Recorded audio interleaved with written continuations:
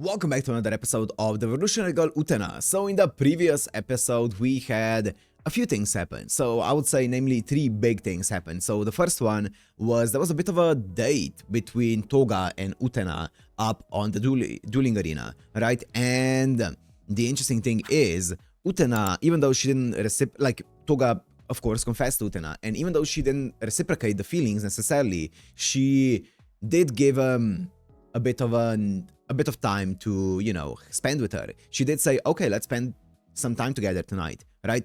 In this arena and watch the stars, whatever.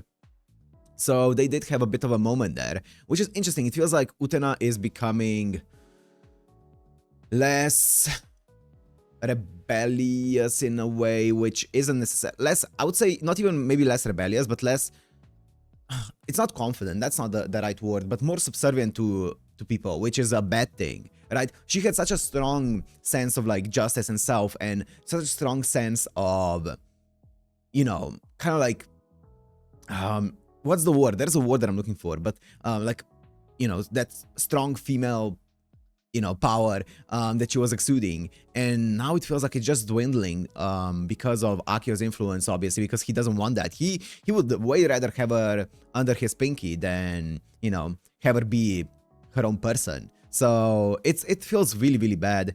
And then the second thing that happened in the episode was an actual duel between Toga and Utena, and it was a bittersweet one because yeah, Utena won, but now that Utena has won it, she also attained the power to revolutionize the world, and not only that, she also became, or that power now also is kind of like in the hands of Akio, because Utena is in the hands of Akio, right? So there's a part of you that's like, well, maybe Toga should have won it. But yeah, now Utena has the power. And then the last big thing that happened in the previous episode is at the very end, of course, Utena saw Akio and Anshi during the night. And not only that, she also, it seemed like, locked eyes with Anshi at the end of the episode. So what is that going to lead into? How is Utena going to take that? How is this going to change her outlook on Akio, her outlook on Anshi, her outlook on like her own character, like everything? Is it going to do anything with her memories as well? Let's find out, right? So if you want to watch this, Uncut and Unblurred as always on my Patreon down in the description. And let's go into the Revolutionary Girl Utena episode 37.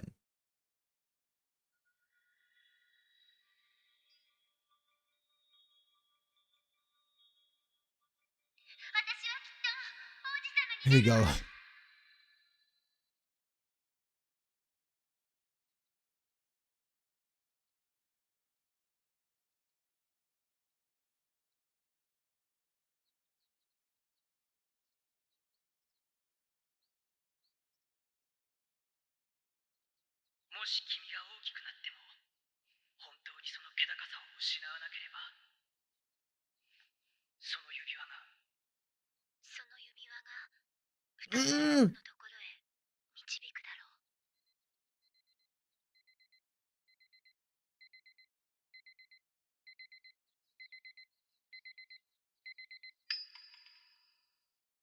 What brings the world revolution?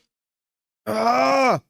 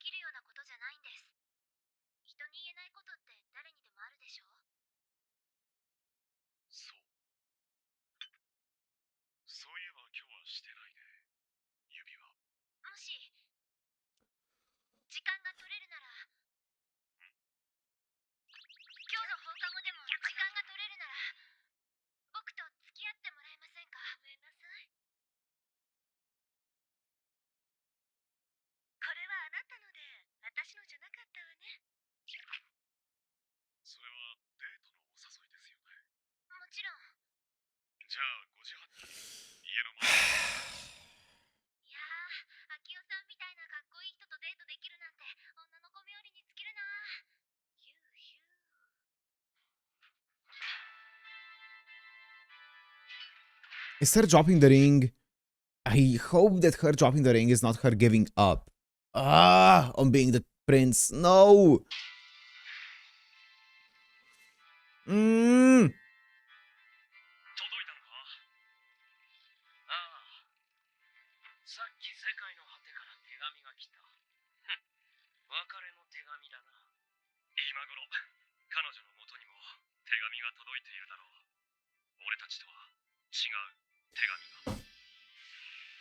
オッケー。オッケー。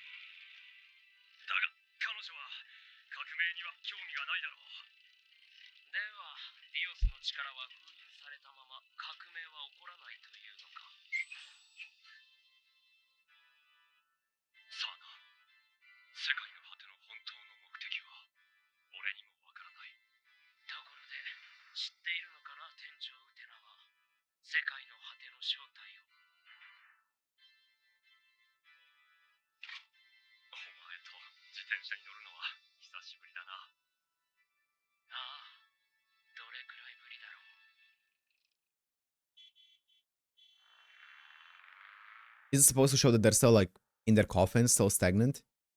They're not moving?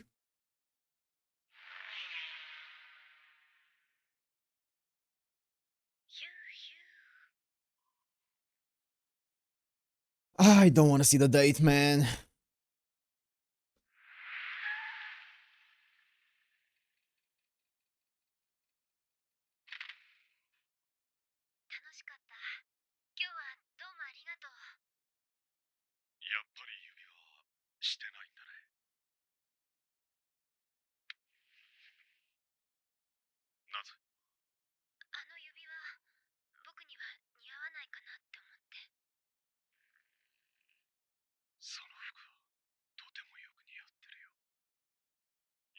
Fuck you.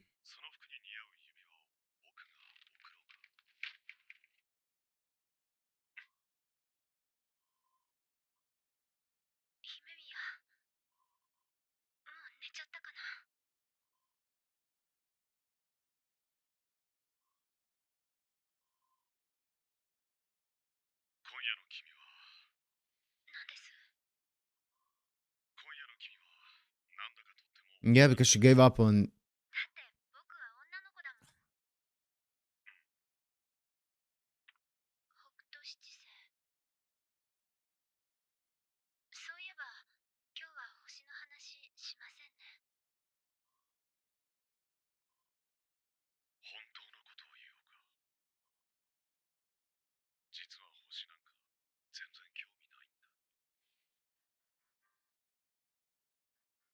It's fabricated.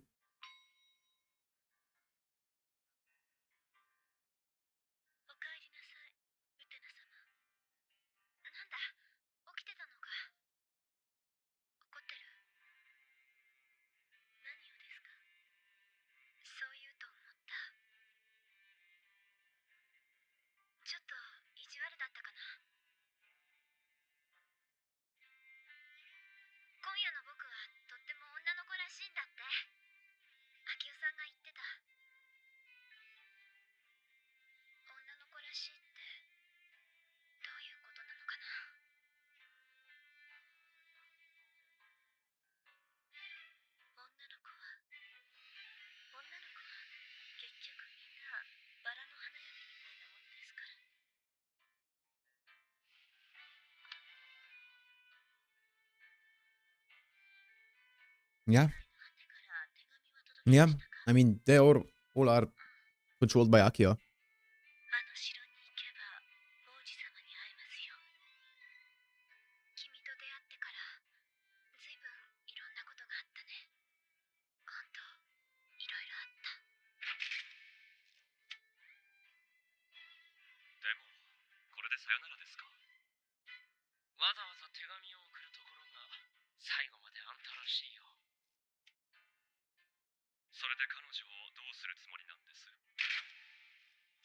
Please, man.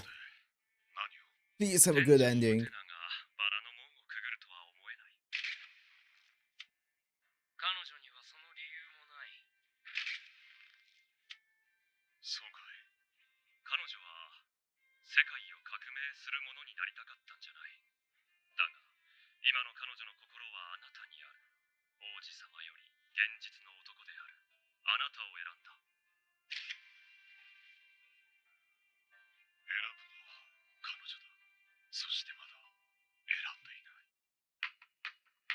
You say she chose you like you didn't groom her. Whatever.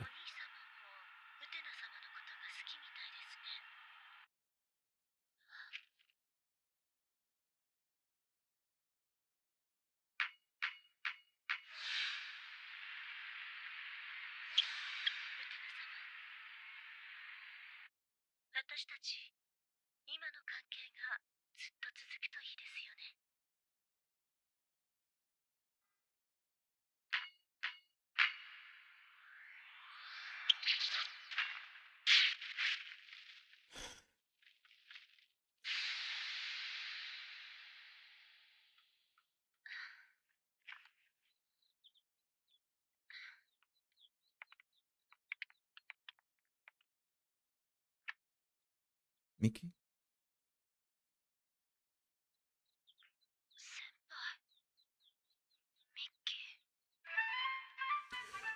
Okay. I think that's a move in the positive direction. Oh, I'm so nervous.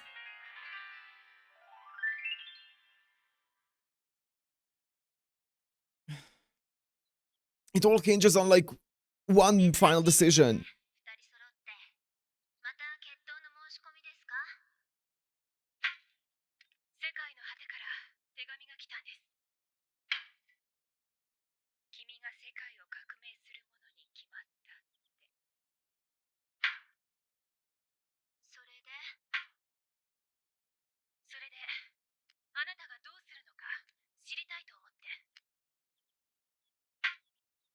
The back and forth.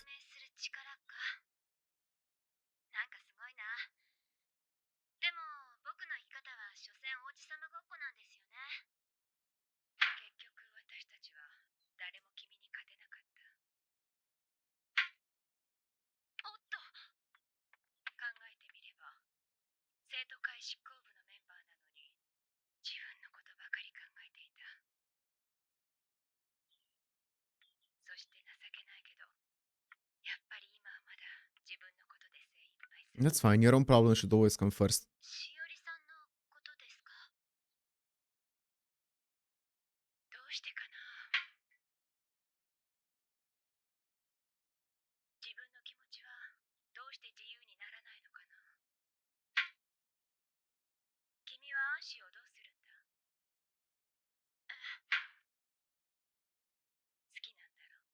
Mm.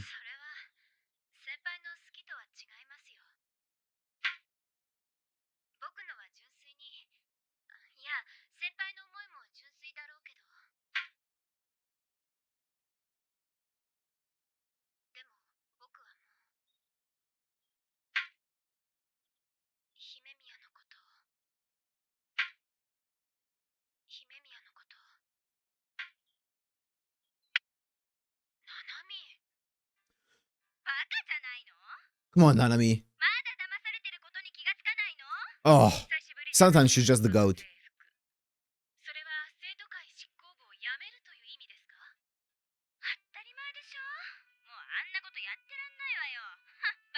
She can pull through at some points.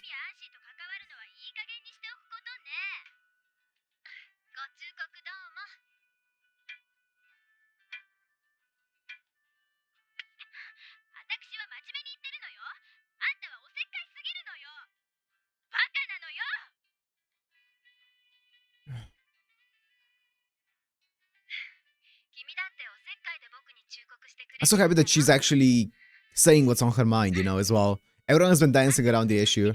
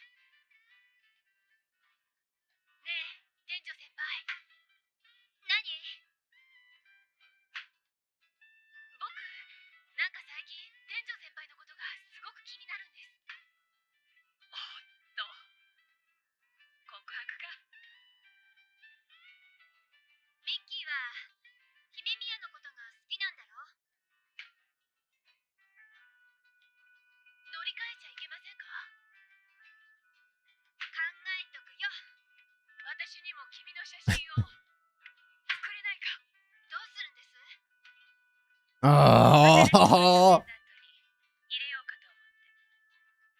oh, showing all three of them.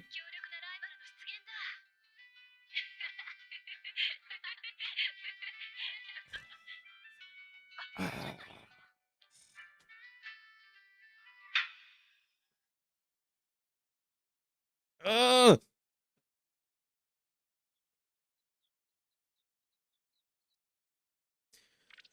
I don't like this. I'm nervous. Oh, extra. Please give me a good extra. Positive one, please. Kashira.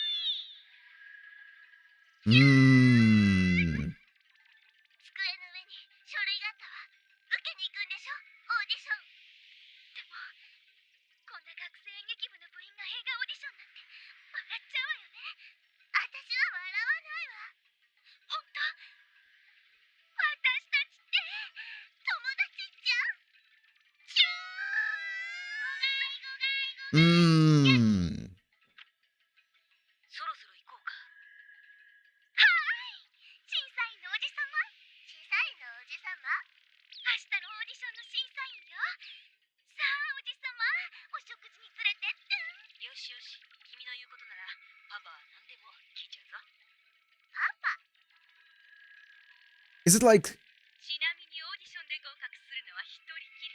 Yeah. Utena, Akio, and Anshi, right? Oh, don't do that to me. Is it too much to ask for a happy ending for Utena and Anshi? And a horrible, painful ending for Akio? Is it too much to ask for that?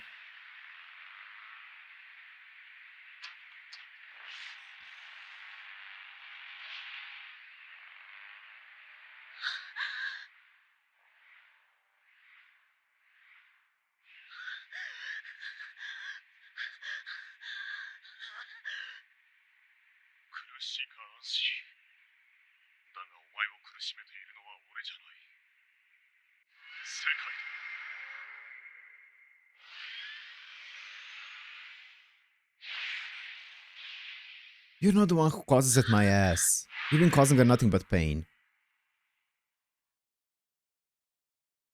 With your control.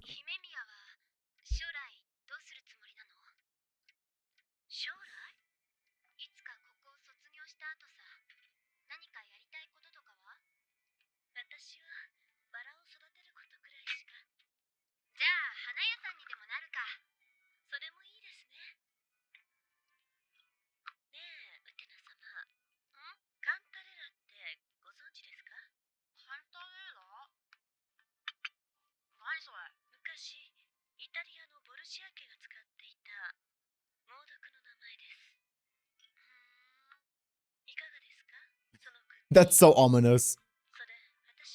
Oh no.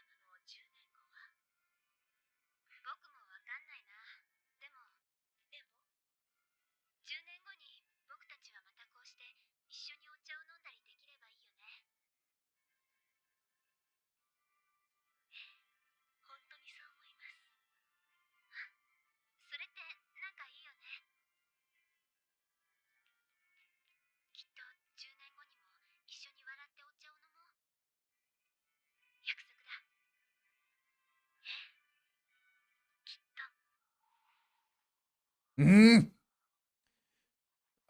I miss a simpler time where they were doing that just in their dorm room. They were just having fun. There was no Akio there. And then Akio had to come in.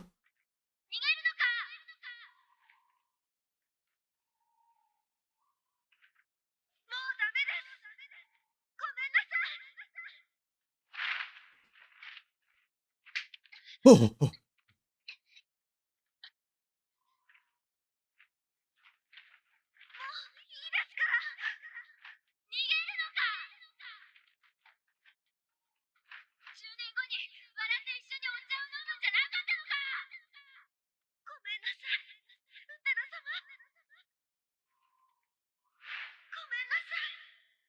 No, you're not gonna. Okay. Oh, I thought the episode was gonna end. I was gonna flip out. What?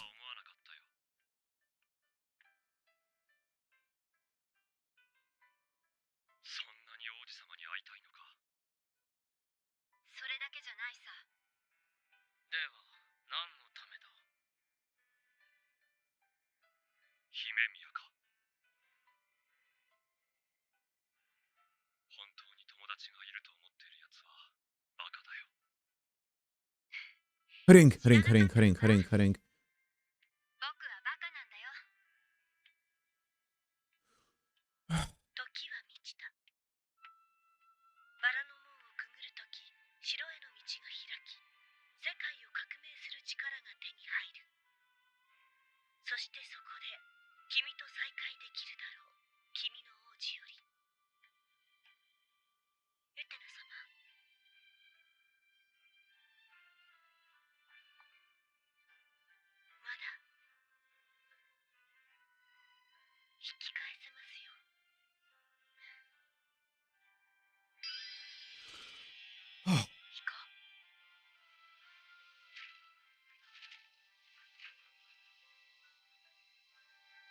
Oh, thank God. I think this is a good sign if I'm reading the vibe correctly. If I'm passing the vibe check. Oh. Oh, fuck. Okay. We are officially there to claim the power to revolutionize the world. So, okay, there were a few crazy things in this episode. I love the entire exchange between Miki, Juri, and Utena. That was an awesome exchange. And then Nanami coming in as well. I love how everyone was like dancing. Like, obviously we saw Juri and Miki talking about how Utena is different, how Utena is changing and stuff like that. But here in front of Utena, they didn't mention it. They were just kind of like dancing around the issue and stuff like that. They were you know, leading the conversation around it. But then Nanami comes in and instantly she just spits out everything that's on her mind. I can respect it. You know, once again, Nanami is not a perfect person, right? Far from it. But I can respect a few things about her. Sometimes she pulls through. So yeah, okay. And then obviously the other thing was the entire situation with Anshi. Man.